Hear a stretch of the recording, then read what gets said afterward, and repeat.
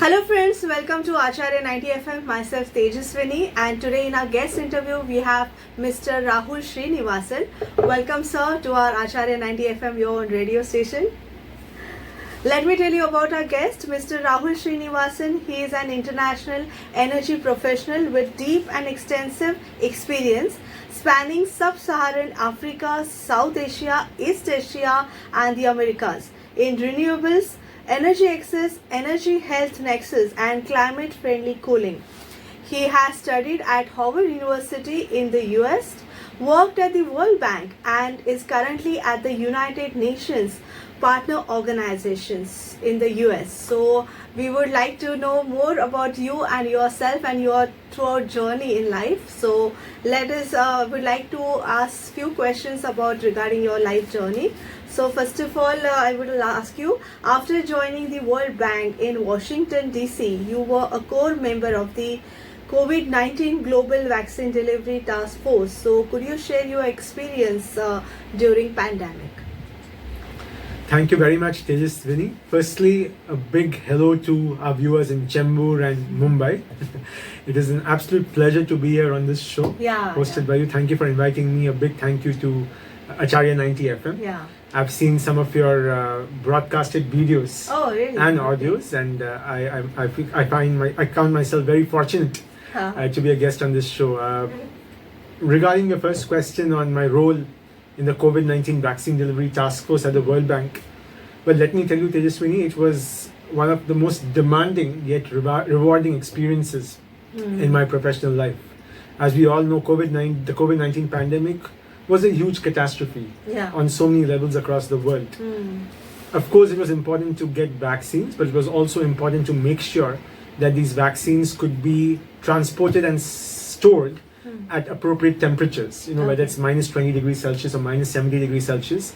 So me and my team essentially provided grant funding as well as technical advice to various governments on how to make sure that the vaccines could go from the lab to jab, as I would like to say. It's very important to make sure that these vaccines which are produced can actually be used, right? So my team essentially made sure that we were able to provide funding as well as technical assistance to governments so that they could store and transport vaccines. We worked across the world.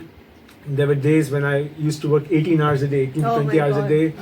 We were tending to governments in the Americas, in Africa, in East Asia, working with professionals from across the world, collaborating with organizations such as WHO, the World Health Organization, UNICEF, various other UN organizations, Gavi, which is based in Switzerland.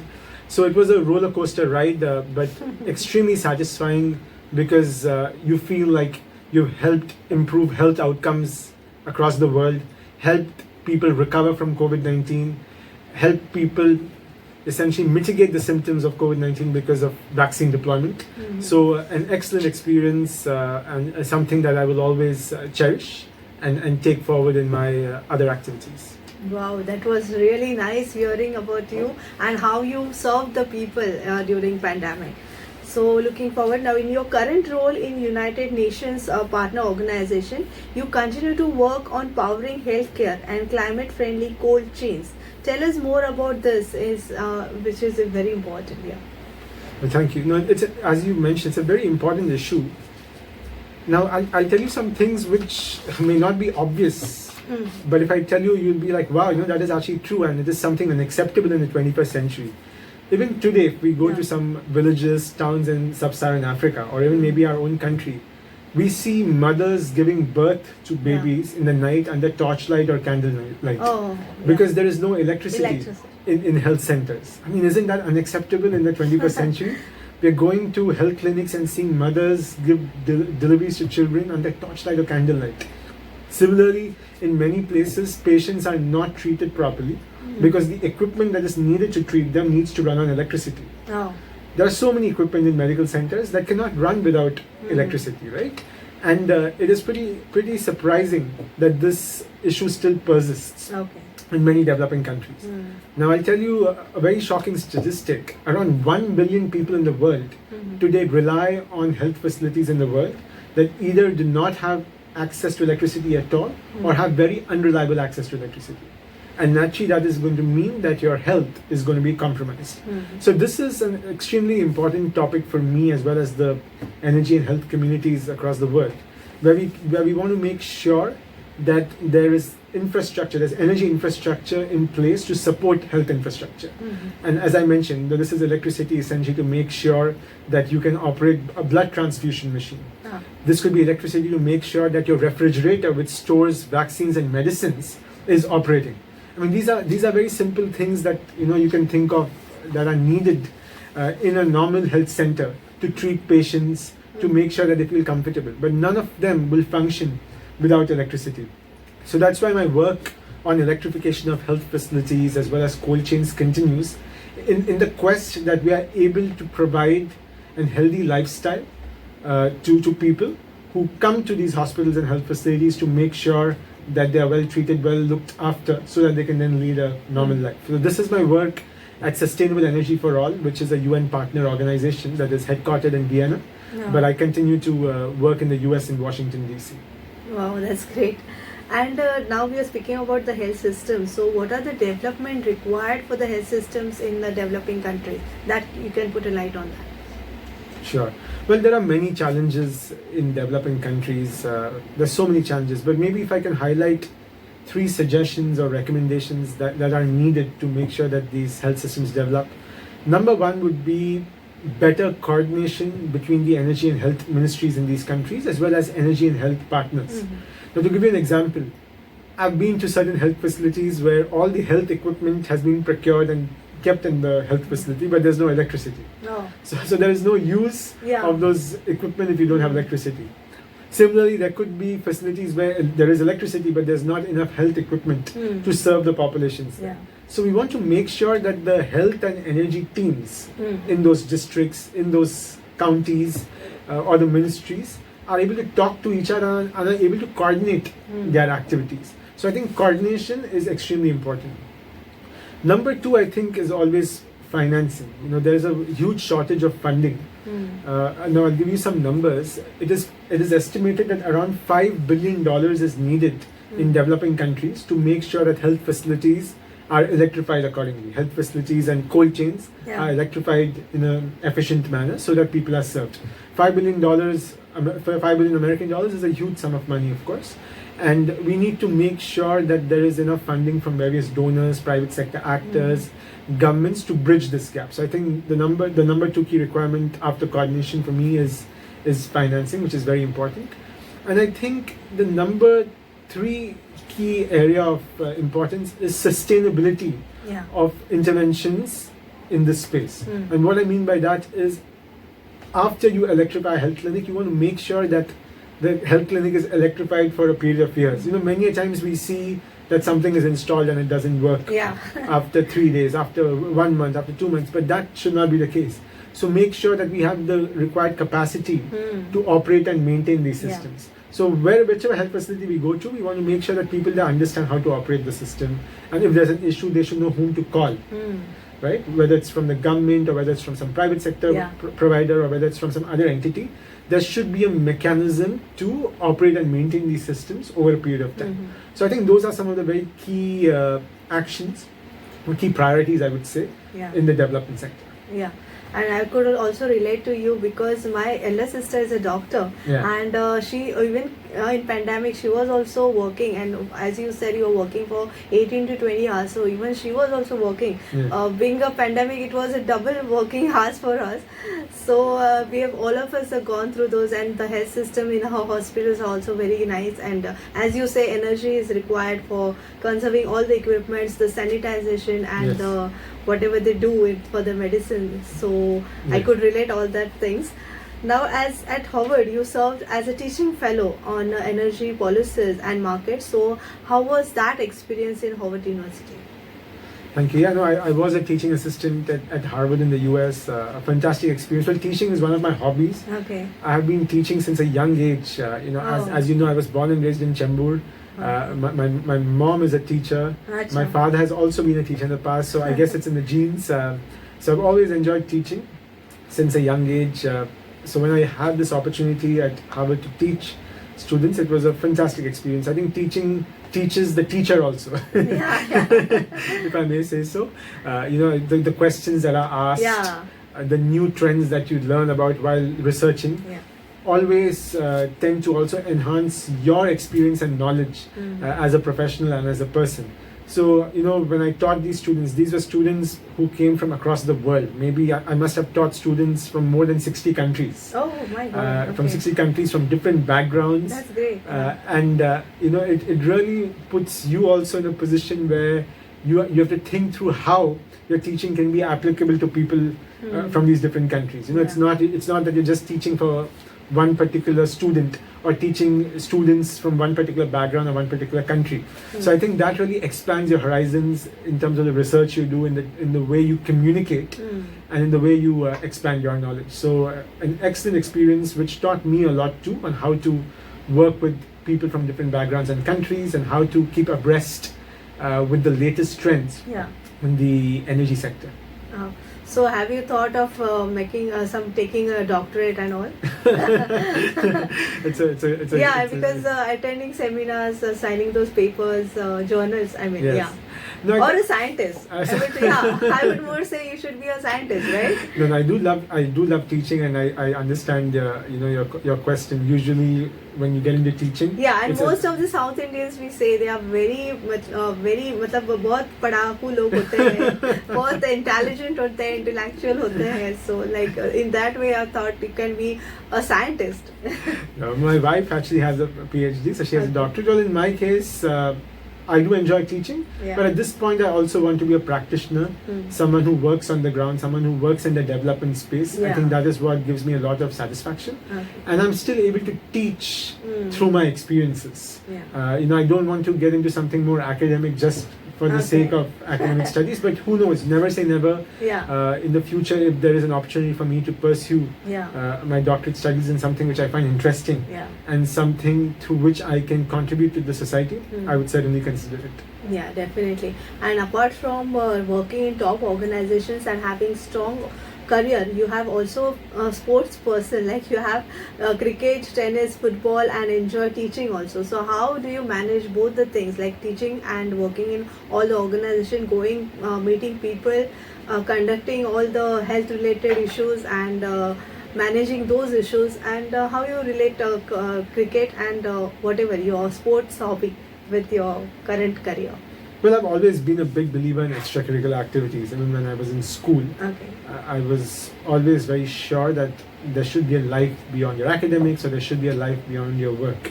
It's important to pursue hobbies because Yeah. they keep you physically and mentally Yeah. fit, and very importantly, it gives you an avenue to meet new people. New- I'm an extremely social person, and I always enjoy having a good time, having fun as well with my friends. And I think sports is a great way to Yeah. essentially, playing sports is a great way to meet people, Yeah. to keep yourself Engaged. physically and Yeah. mentally fit, to keep yourself engaged. And even watching sports, I think is a wonderful hobby because it also makes you competitive in a nice way, Yeah. right? And I think teaching again is a great way to bond with new people, to share your knowledge, to socialize. Traveling is another very key component of what I like to do both in work as well as my personal life, because it gives you that avenue to develop new friendships, meet new people, and really have hobbies which will keep you engaged, as you mentioned. And most importantly, I think it's something outside your academics and work you Yeah. can talk to your friends about. It would be very boring if you just spoke about your work and academics to your friends and well-wishers. But there are other dimensions to your personality that stand out and can be shared with others. Why not? I think it's a wonderful way to think of a holistic, well-rounded personality. Yeah. And since you said you're from Chembur, and we are proud of you that you have worked in all the fields and all the organizations. So, do you feel you miss Chembur anytime? Or how is it? How your connection with India or your Chembur? Yeah. Your Oh, I mean, relation with India. Yeah, I mean, without a doubt, I was born and raised in Chembur. I spent the first 22 years of my life in Chembur. I studied at OLPS, a school which I still visit to meet some of my teachers. I did my junior colleging from Swami Vivekanand. Yeah. In fact, funnily enough, we are doing this interview at Acharya College. Yeah. Acharya College was my board center for my 12th standard board exams. Okay. And I think it's very lucky for me. I was 12th or actually 14th on the state merit list in my 12th standard. You know, after I gave my board exams, yes, I always feel this is a lucky spot for me. No, I have a very, very strong connect with Chembur. I usually visit India and stay with my parents once or twice a year. I make it a point to meet my friends, visit all the nice eateries, whether it's the Sadhguru, whether it's Jama, whether it's Big. Yeah, Ramakrishna also. Yes, and you know, I as I said, I regularly go to LPS, meet friends, play cricket whenever possible. It's a bond that cannot be explained. Yeah. You know, it's a very dear city to my heart, and of course, India. You know, it's my country. Whenever I come here, I try my level best to share my experiences with youngsters. Yeah. You know, you were asking me for the interview, what are some of the activities I do to essentially give something back to our society and to our country. Well, there are many things that I've thought of, and you know, eventually what I have ended up doing is I make sure that I am providing mentorship advice to the youth in Chembur, Mumbai, and India. Quite a few people reach out to me on advice related to academics or career or just anything in life, and I always try to make sure I'm available to give them that advice. Recount my experiences, the good experiences, bad experiences, and really share my advice on what they should essentially be doing in their personal and professional life based on their interests and their passion. So I do like to mentor young children, especially in India, because I feel it's a great way for me to give something back to society. Yeah. I think the other thing I like to do is I like to associate myself with different organizations that are working on causes that are dear to my heart. I think education, for instance, is something which is extremely close to my heart. I like to support organizations, you know, in Chembur, Bombay, and India that work in this case. For example, there is an NGO in Uttar Pradesh near Varanasi where I regularly teach English and conduct personality development classes through Skype. Oh. So I do it online from Washington DC, where I live, and then when I visit India, I try to essentially have more engaged conversations with those students. I was recently in Varanasi to visit that school and meet those students. So again, that's another way I feel in which I can contribute to my country. And I think the number three thing, or the third thing that I like to do is really what I can do in the US where I live, because I spend most of my time there, and of course I travel to other countries too. I think wherever we go, we want to be ambassadors of our country, good ambassadors of our country. We want to talk about our country's rich culture, traditions, achievements, and vision, and at the same time also through our good actions, words, and activities, we want to show the world how Indians should have progressed and are well-intentioned people wherever they are. So I think it's also very important to be a good ambassador of your community and country wherever you are. So those are some of the things that I feel are great ways in which I can contribute back to Chembur, to Mumbai, to India, to the society. And I'm very proud of my roots. I'm very proud of being a Chemburkar, a Mumbaikar, an Indian. Yes. Absolutely. Indian, yeah, absolutely. And now I would ask you where the India stands in the present health systems and the education system. Right, I think compared to other countries. See, I mean, every country has its advantages, disadvantages, its strengths and weaknesses. I think India has done a phenomenal job over the past few years. And if you ask me, you know, COVID-19, when COVID-19 hit India, India had to vaccinate more than 1 billion people. It was amazing how they organized themselves. You know, we essentially had our own vaccines, which was incredible. How many countries in the world had their own vaccines? Very few. India was one of the few countries that not only had its own vaccine, but was also producing vaccines that were essentially designed, say, in other countries. So it was essentially a vaccine manufacturing hub, not only for our country, but for the world. And so many countries we helped, you know, with the deployment of vaccines. So I think India did a remarkable job during the COVID-19 you know, crisis. Much better than even some of the developed countries, if I may add. Of course, you know, there are many things that can be improved. It's a big country, as I mentioned, in many parts of even India and even across the world in Africa. There are places that still need to have more reliable electricity. You know, whether it's schools or health centers.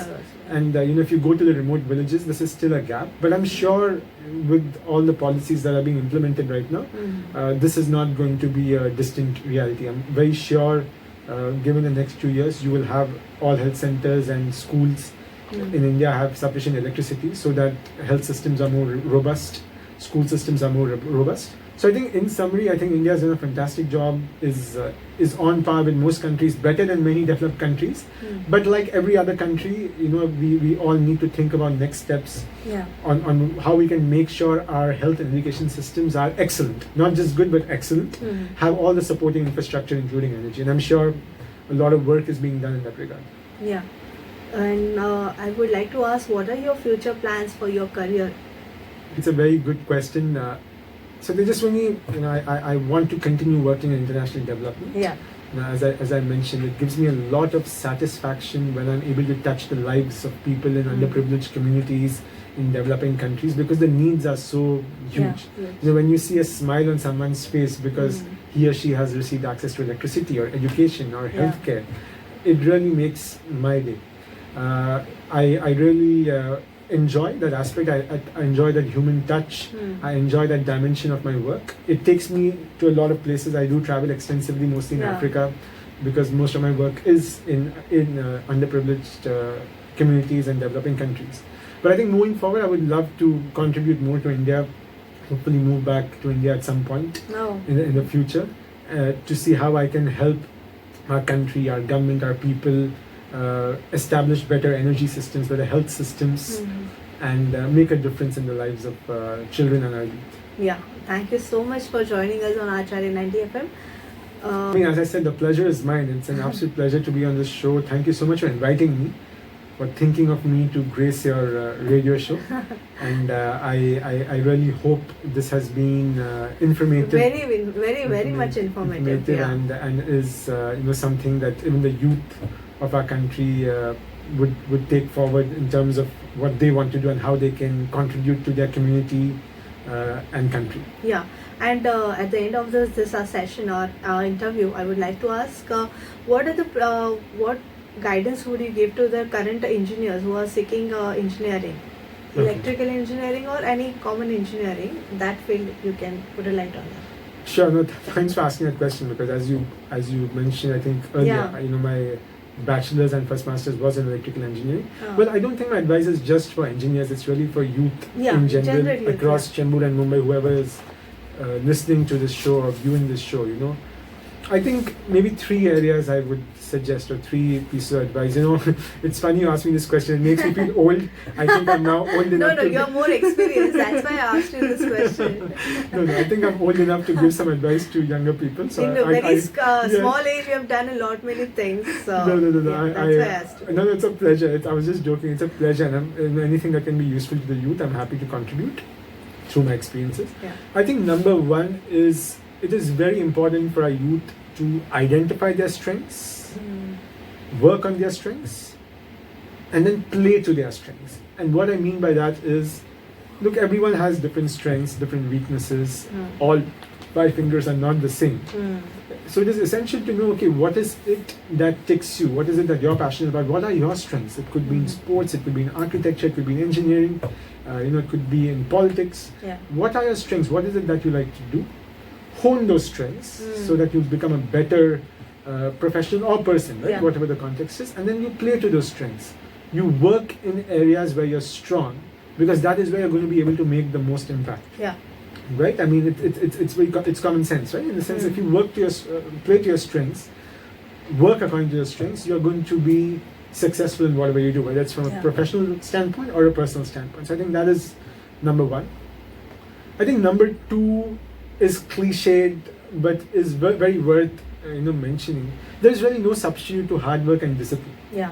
There's really no substitute to hard work and discipline.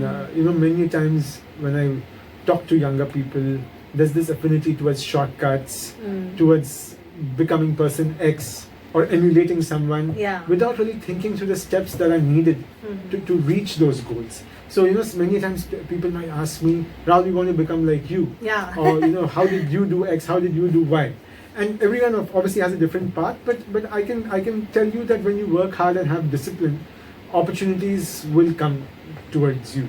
You will find the right ways to reach your goals. And a part of that, and a part of hard work and discipline, is also reaching out to people to ask about their experiences. For instance, as I mentioned, I do mentor quite a few people across India and even in other countries. So when they reach out to me, I take it as an honor that someone has reached out to me to ask me how I can help them. And so Yeah. most people want to help.